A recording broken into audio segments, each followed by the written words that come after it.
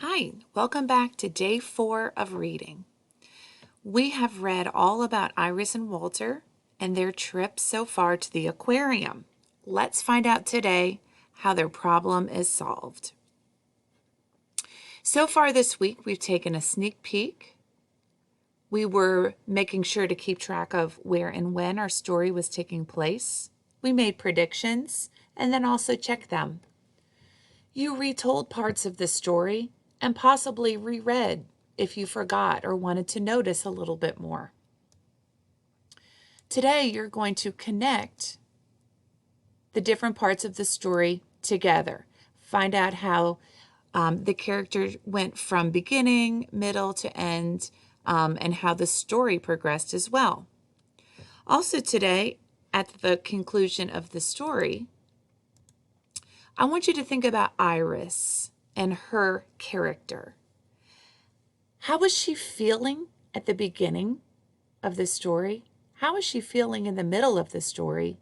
And how is she feeling at the end of the story? You can either draw this in your notebook or have someone print it out at home. Either way is fine. But you're going to draw a picture of how Iris was feeling at the beginning of the story and write a little bit about it. Maybe Iris was feeling excited because she was going on a field trip, something like that. Then you're going to draw a picture of how Iris was feeling in the middle of the story. How did her feelings change? And then write a sentence about that. And finally, after listening today to the end of the story, how was Iris feeling at the end of the story?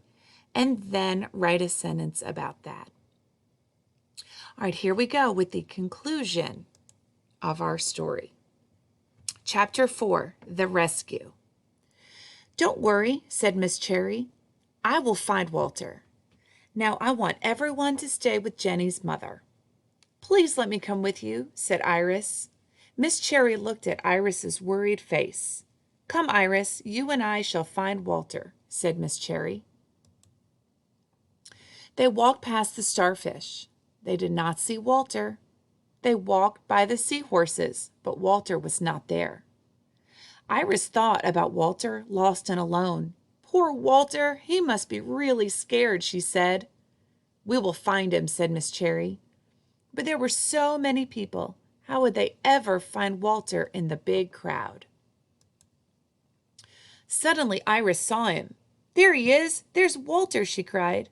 Walter was still standing in front of the coral reef, watching the fish swim around and around. "Walter, we've been looking for you everywhere," said Iris. "Huh?" said Walter. "I was so worried," said Iris. "Why?" asked Walter. "Because you were lost," said Iris. "I was?" he asked. Iris and Miss Cherry gave Walter a big hug. "I'm very happy to see you, Walter," said Miss Cherry. "And now I think it's a good time to have our picnic, don't you?" Outside, the sun was shining. Iris and Walter played tag with their friends. They sat under a tree and shared their lunches. "Time to go," said Miss Cherry. When the bus pulled up in front of school, Grandpa was waiting. "How was the field trip?" he asked. "It was fabulous," said Walter. "We saw angelfish and hermit crabs." "And Walter got lost," said Iris. "Oh, no," said Grandpa. "But I didn't know I was lost," said Walter. "And I found him," said Iris. When Iris and Walter told Grandpa the whole story, then Iris and Walter told Grandpa the whole story all the way home.